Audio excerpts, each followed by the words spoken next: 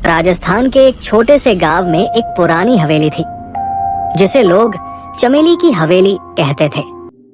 ये हवेली वर्षों से वीरान पड़ी थी क्योंकि गांव वालों का मानना था कि वहां चमेली की आत्मा भटकती है।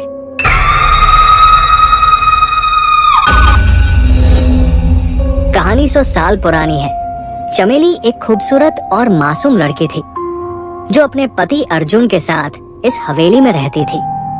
अर्जुन गांव का एक ईमानदार और मेहनती किसान था, लेकिन गांव के जमींदार की नजर चमेली पर थी। एक दिन जमींदार ने अपने गुंडों के साथ अर्जुन की हत्या करवा दी और चमेली को जबरन अपने पास रखने की कोशिश की, लेकिन चमेली ने अपनी इज्जत बचाने के लिए हवेली की छत से कूदकर जान दे दी। मरने से पहले उसने श्राप दिया, जो भी इस हवेली में रहने की कोशिश करेगा उसे मेरी तरह तड़प तड़प कर मरना पड़ेगा। तब से इस हवेली में जो भी गया वो जिंदा नहीं बचा। गांव वालों ने हवेली को बंद कर दिया और किसी ने उधर जाने की हिम्मत नहीं की। सालों बाद शहर से 4 दोस्त राहुल, सौरभ, नेहा और पूजा गांव घूमने आए। उन्हें डरावनी कहानियों पर विश्वास नहीं था।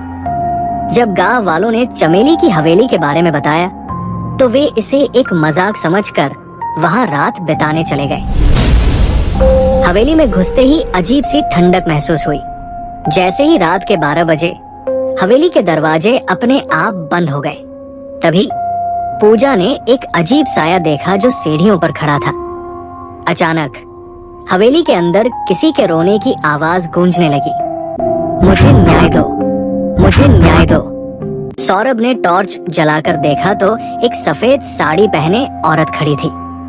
उसकी आंखों से खून बह रहा था और उसके चेहरे पर गहरी चोटों के निशान थे। चारों दोस्त चीखते हुए भागने लगे, लेकिन दरवाजा जाम हो गया। तभी राहुल जमीन पर गिर पड़ा और उसकी गर्दन अपने आप मुड़ गई। वो तड़प तड़प कर मर गया। नेहा, पूजा और सौरभ जैसे तैसे भागने में सफल हुए, लेकिन वे कभी भी इस घटना को भूल नहीं पाए। राहुल की मौत के बाद गांव के पुजारी ने हवन किया, लेकिन उन्होंने कहा चमेली का श्राप अभी भी बना हुआ है। कोई भी इस हवेली में गया तो उसका अंजाम राहुल जैसा ही होगा। राहुल की मौत के बाद पूरे गांव में दहशत फैल गई, लेकिन उसके बड़े भाई करण, जो एक पुलिस अफसर था, इस भूतिया कहानी पर विश्वास नहीं करता था। उसे यकीन था कि राहुल की मौत के पीछे कोई इंसानी साजिश है। करण ने गांव वालों को चेतावनी दी कि वो इस हवेली के रहस्य का पर्दाफाश करके रहेगा। गांव के बुजुर्गों ने उसे समझाने की बहुत कोशिश की, लेकिन वो नहीं माना। करण ने अपने साथ एक कैमरा, टॉर्च और हनुमान चालीसा रखी और हवेली में दाखिल हुआ। अंदर घना अंधेरा था और भयानक सन्नाटा पसरा हुआ था।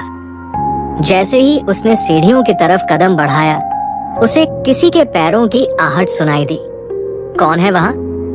करण ने आवाज लगाई, लेकिन जवाब में सिर्फ गहरी सिसकियां आई। अचानक हवेली के दरवाजे जोर से बंद हो गए। करण ने टॉर्च जलाकर इधर उधर देखा। तभी उसकी नजर एक पुराने आईने पर पड़ी। उसमें उसने जो देखा वो रोंगटे खड़े कर देने वाला था। आईने में एक सफेद साड़ी पहने लड़की खड़ी थी, जिसके लंबे बिखरे हुए बाल थे। उसकी आंखों से खून बह रहा था और वो धीरे धीरे मुस्कुरा रही थी। तुम यहाँ क्यों आए हो? भयानक आवाज गूंज उठी। करण के पैर कांपने लगे, लेकिन उसने हिम्मत नहीं हारी। उसने हनुमान चालीसा पढ़नी शुरू की। तभी अचानक हवेली में तेज हवाएं चलने लगी। कांच के शीशे टूट गए और चमेली की आत्मा जोर जोर से चिल्लाने लगी।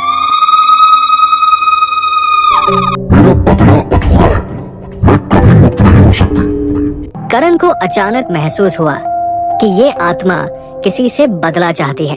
उसने गांव के बुजुर्गों से पूछा तो उन्हें याद आया कि चमेली की मौत का असली गुनहगार जमींदार का वंशज विक्रम सिंह अभी भी जिंदा था और शहर में रहता था।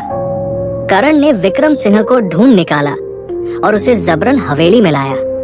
जैसे ही विक्रम हवेली में दाखिल हुआ, चमेली की आत्मा अचानक प्रकट हो गई।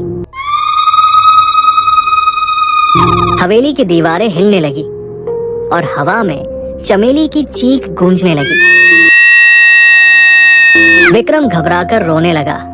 मुझे माफ कर दो, मेरे पूर्वजों ने जो किया उसकी सजा मत दो। लेकिन चमेली की आत्मा ने उसे पकड़ लिया और जोर से चीख उठी। विक्रम की चीखें हवेली में गूंजने लगी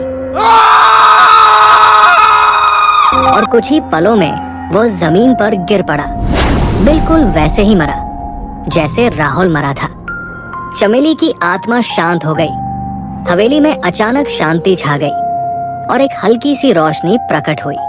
करण समझ गया कि चमेली को इंसाफ मिल गया। अगली सुबह गांव वालों ने मिलकर हवेली में एक मंदिर बनवा दिया। आज भी अगर आप उस हवेली के पास से गुजरें तो एक हल्की सी खुशबू महसूस करेंगे, जैसे चमेली अब चैन की नींद सो रही हो।